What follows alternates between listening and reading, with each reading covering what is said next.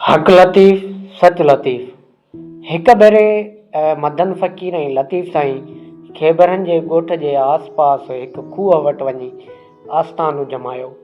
उते संदसि कचहरी करण लॻा।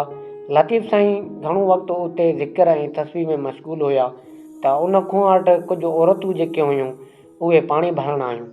जीअं ई औरतूं पाणी भरियो पिए त हिकु औरत ॿी औरत खे चयो त अॼु तुंहिंजो जेको हमराह आहे या जंहिंखे असां यार चवंदा आहियूं उहो तुंहिंजे लाइ कहिड़ो तोहफ़ो आणींदो।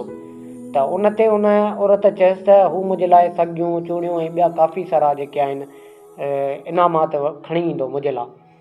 त उते वरी ॿिन्ही हिननि मिली करे हिकु टी जेका औरत हुई उहा ख़ामोश हुई। उन खां पुछूं त तुंहिंजो यार तुंहिंजे लाइ छा खणी ईंदो। टी औरत हुई उन चयो त यारनि सां भला कहिड़ा लेखा। लतीफ़ फरमायो, लतीफ़ साईं उहो ॿुधी करे उते फरमायो त दिलि भयारो दस्त बिखार। त उहे चवण खां पोइ शाह लतीफ़ तस्बी छॾी ऐं हर साहत में आला साईं जो ज़िक्र करणु लॻा। मदन फ़क़ीर उहा औरतुनि जी गुफ़्तगू ॿुधी बेइख़्तियारी मतिलबु कई।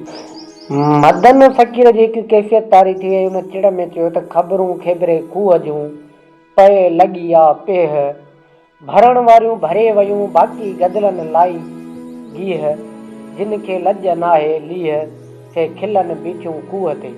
इहो आशार ॿुधी करे लतीफ़ साईं हुनखे चयो अबा ईअं न चओ। इन्हनि औरतुनि जी गुफ़्तगू में असांखे वॾो सबक़ु मिलियो आहे। सबक़ु इहो आहे त यार सां को बि हिसाब न रखिजे। हालांकि हिन औरत जो यार मजाज़ी आहे पर असांखे पंहिंजे हक़ीक़ी मालिक अलाह ताला सां बि को लेखो न रखणु घुरिजे। असां तस्बीह ॻणे करे हुनजो ज़िक्र कयूं था। हालांकि हीअ औरत मजाज़ी इश्क़ आहे, पंहिंजे यार सां को बि लेखो नथी रखे। त इहो असां लाइ वॾो सबक़ु आहे हिकु।